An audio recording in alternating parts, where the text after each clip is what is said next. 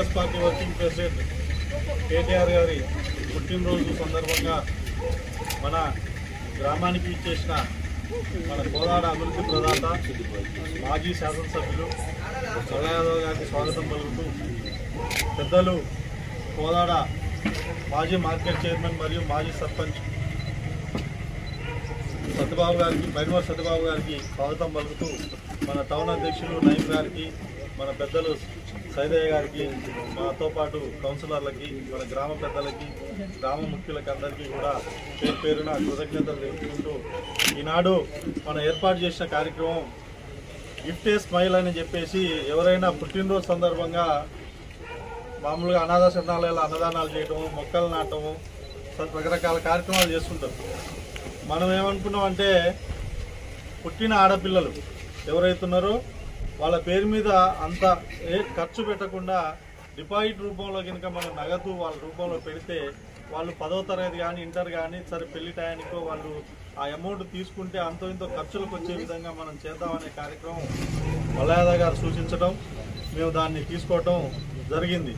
ఈరోజు కోమరబండలో ఒక 12 మంది పిల్లలకి మనం ఫిక్స్డ్ డిపాజిట్ చేస్తున్నాం. అందులో 5గురి ఆధార్ కార్డులు అవి వస్తే వాళ్ళ ఈరోజు మనం 5గురి డిపాజిట్ చేస్తున్నాం. ఆల్రెడీ అమౌంట్ కూడా పోస్ట్ ఆఫీస్కి అందజేసినాం. వాళ్ళకి ఆధార్ కార్డులు పిల్లలు అవన్నీ వెళ్తే వాళ్ళకి బుక్ ఇచ్చేస్తారు. ఈరోజు చేసే కార్యక్రమం అది. ఇదే ఎందుకు అని అంటే ఆడపిల్ల పుట్టగానే ఇంతకుముందు తర్వాత ఏమైందనంటే చదివించడం ఎట్లా అని చెప్పేసి అనుకున్నాను. చదివించడం కూడా జరుగుతూనే ఉంది. ఇక పెళ్లి దగ్గరకు వచ్చేసరికి ఖర్చులు పెరిగి పెళ్లికి చేయడం ఎట్లా అని అంటే దానికి కేసీఆర్ గారు అద్భుతమైన పథకం తీసుకొని ₹1,00,000 కళ్యాణ లక్ష్మి కింద ఇచ్చింది. మరి ₹1,00,000కి నేను ఇంకో తులం బంగారం ఇస్తా అని చెప్పిండు. తులం బంగారం ఎగ్గొట్టింది.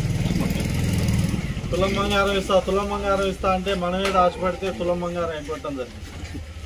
ముసలోళ్ళు పాపం ₹200 ఉన్న పింఛన్ని ₹2,000 చేసిన కేసీఆర్ 2,000ని నేను 4,000 చేస్తా అన్నాడు. ఏలంపాట 4,000 అటే పోయినాయి. ఒక్కొక్క ముసలోళ్ళకి ఒక్కొక్క పింఛన్దారులకి ₹45,000 బాకీ ఉన్నది గవర్నమెంట్ ఇవాళ వరకు. 20 నెలల నుంచి డబ్బులు ఎగ్గొట్టిరు. 2,000 ఎక్స్ట్రా 2 నెలలు అసలు ఇయ్యలేదు.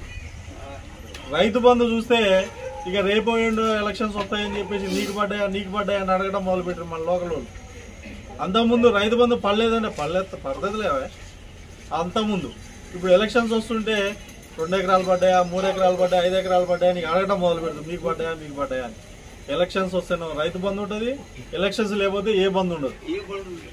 ఇట్లా అన్ని బంధు అసలు బంధు పెడుతుంది. ఎలక్షన్స్ లో మాత్రమే పనిచేసే పార్టీలు రాజకీయాలు చేస్తున్నాయి. కాబట్టి మనందరం కూడా ఒకసారి ఆలోచించుకోవాలి. మళ్ళీ మన ప్రభుత్వం వస్తుంది.